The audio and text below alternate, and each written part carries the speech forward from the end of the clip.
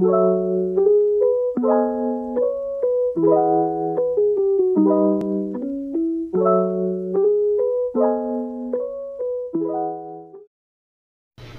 guys! I'm back and I will be discussing to you the good life. So ano nga ba ang connection ng the good life sa first topic natin, which is the human flourishing in terms of science and technology. So sa first topic, na-discuss yung happiness. So yung what is happiness, ano meaning ng happiness, or how will we get those happiness. Dito naman sa the good life, dito malalaman natin kung paano i-apply yung happiness to have a good life. So since may connection yung dalawa, syempre pag-uusapan pa rin natin si Aristotle and Nicomachean. So first, I will be introducing to you Aristotle. So kahit may idea na kayo kung sino siya, you have to listen to me. And Aristotle he is an ancient Greek philosopher known for his natural philosophy, logic, and political theory. So he is also one of the greatest thinkers in the history of Western science and philosophy. You know why? Kasi halos lahat ng branch ng science and philosophy, meron siyang ambag. Like sa logic, metaphysics, mathematics, physics, biology, botany, ethics, politics, agriculture, medicine, dance, and theater. And he is first to classify areas of human knowledge into distinct disciplines such as mathematics, biology, and ethics. He is also founder of the Lyceum, the first scientific institute based in Athens, Greece. He is also one of the strongest advocates of liberal arts education, which stresses the education of the whole person, including one's moral character rather than merely learning a set of skill.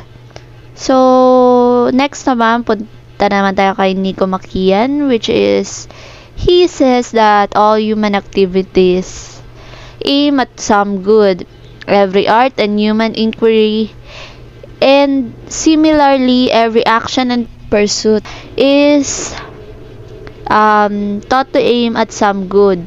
And for this reason, the good has been rightly declared as that at which all things aim.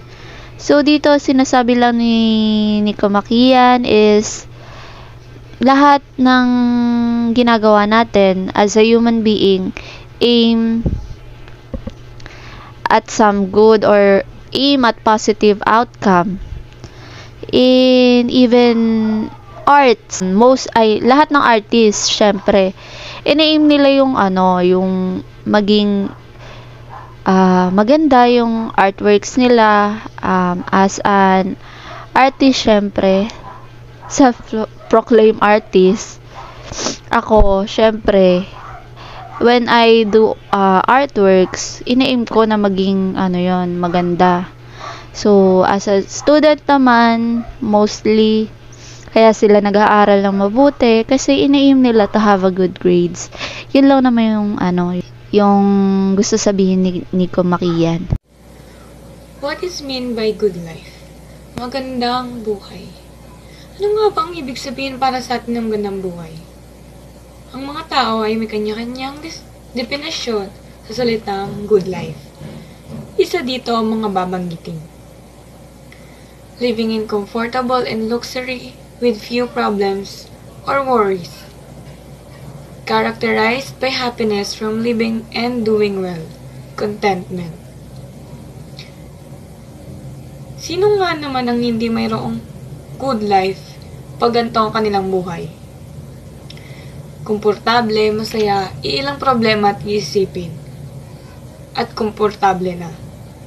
Ngunit, hindi dito natatapos ang pagbibigay kahulugan ng good life.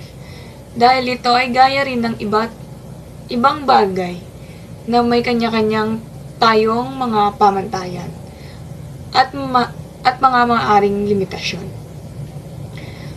bumalik tayo sa topic which is, what is eudaimonia? What is eudaimonia? Came from the Greek word eu meaning good and daimon meaning spirit. Ito ay paggawa ng mga bagay upang maging mabuting tao. Refers to the good life marked by happiness and excellence. Flourishing life filled with meaningful endeavors that empower the human person to be the best version of himself or herself. At iyon ang eudaimonia. Paggawa ng mga bagay may mabubuting bagay upang magkaroon tayo ng good life. Aristotle's view of good life. The activity of the soul in accordance with virtue. So, yung good life daw is pag may ginawa kang virtue or gumagawa ka ng virtue. Believe that good for humans is the maximum realization of what was unique to humans. The good for humans was to reason well. The task of reason was to teach humans how to act virtuously and the exercise faculties in accordance with virtue. Na hindi porket nabubuhay kayo sa komportable at kaunting problema at iisipin ay meron na kayong good life. Dahil ang good life ay wala ka ng problema, nabubuhay ka ayon sa gusto mo, komportable ka sa buhay, at nabubuhay ka ding mayroong virtue. Sa susunod po natin malalaman ang kanina ko papaulit-ulit na sinasabing virtue upang mas lumalim pa yung pagkakaalam natin sa good life. Virtues. So what is virtues? It's behavior showing high moral standards, paragon of virtues, and what are those synonyms? So kung ano yung mga words na nasa presentation, ito po yung has a connection or definitions of virtue. So kung mga words na ito, which is yung mga synonyms ng virtue, ay isinasa buhay mo, that means you have a good life. Synonym is goodness, virtuousness, righteousness, morality, ethicalness, uprightness, upstandingness, integrity, dignity, rectitude, honesty, honorableness, honorability, honor, probity, propriety, decency, respectability, nobility of soul and spirit, nobleness, worthiness, worth, good, trustworthiness, meritoriousness, blamelessness, purity, pureness, lack of corruption, merit, principle, high principle, ethics, and the simple virtue and integrity of peasant life. So all this word, lahat sila positive meaning. If you wanted to have a good life, you should with high moral standards or what we call virtues. In Nicomachean Ethics 2.1, so based off Nicomachean Ethics, that virtues it have two kinds, which is intellectual and moral. So intellectual virtue is the main of its birth and growth in teaching. For its reason, it requires experience and time, while moral virtue comes about as a result of habit. So intellectual virtue, theoretical wisdom, thinking and truth, practical wisdom, understanding, experience, and time are necessary requirements for the development of intellectual virtues. So meaning is the intellectual virtue, simula ng pinanganak tayo, nasa atin na to. So para po siyang ay ma-enhance o magkaroon ng progress, kailangan siya bigyan ng time. So hindi naman po tulad ng pinanganak tayo ay meron na kagad na virtue intellectual. So, habang tumatanda tayo, yun po yung time na nagkakaroon tayo ng progress or na-enhance kasi naiisa sa buhay or na-exercise yung virtue natin. While in moral virtue, it controlled by practical wisdom, ability to make right judgment. So yung moral virtue is more on judgment. So before you judge, make sure tama ang sasabihin mo. Before ka mag-judge, kailangan alam mo yung both side at di ka dapat bias. Its development to how one nurtured it as habit can be learned. Meaning, can be learned pag napanood mo yung bagay na yon, yung mga habit na yon, like tumutulong ka sa matanda, nagmamano ka kapag may nangangailangan, tinutulungan mo, that is habit. So, nurtured meaning, environment affects you, meaning ginawa mo yung mga bagay kasi nakikita mo ito. Natutunan mo ito kasi napapanood mo ito. While intellectual virtues, simula ng pinanganak ka, nasa iyo na yung virtue na yon na kailangan mo lang i-enhance. Happiness to Aristotle. According to him, happiness depends on ourselves. Yes, tama naman. So, ang tunay na meaning ng happiness ay nakadepende sa atin kung saan tayo ligaya, kung ano yung nagpapasaya sa atin. And central purpose of human life and a goal in itself. So, for example, tayo mga estudyante. So, the reason bakit tayo nag-aaral is to fulfill our brighter future. So, kapag na-fulfill na natin yung goal natin, dun tayo masasaya. And depends on the cultivation of virtue. A genuinely happy life required the fulfillment of a broad range of conditions, including physical as well as mental well-being. So, ibig sabihin, hindi lang sa physical na aspect tayo sumasaya, maging din sa mental na bagay. So, dapat ang mindset natin, ang isip natin, ang katawan natin, ang kabuuan natin ay masaya din. So, ayun yung sinasabi ni Aristotle na happiness. Happiness is the ultimate purpose of human existence. Happiness is a final end or goal of encompasses the totality of one's life. Sinasabi rito na once naging kontento ka na or masaya ka na sa kung anong kinalalagyan mo, ito na raw yung ending or goal mo bilang isang tao. Next.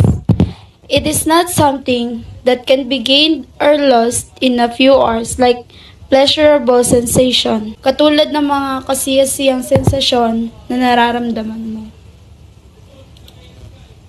It is more like the ultimate value of your life as live up to this moment, measuring how well you have lived up to your full potential as a human being. Or sa halip, ito ang sukdulang halaga ng iyong buhay hanggang sa sandaling ito na sinusukat kung gaano mo naabot ang iyong buong potensyal bilang isang tao. Have connection with science technology about good life. So science technology is also the movement towards good life. Kasi science technology give you an idea, give you the technology, give you the things that makes comfortable. Kaya nga towards good life binibigay niya sa'yo kung ano yung mga gusto mo, physical man, socially, or mentally.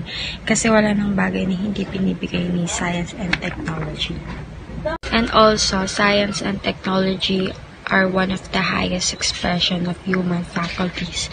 And science technology allow us to thrive and flourish if we desire it. If you want to be a better person, andyan si science technology to give you an idea, to give you the material, to give you the things that you wanted.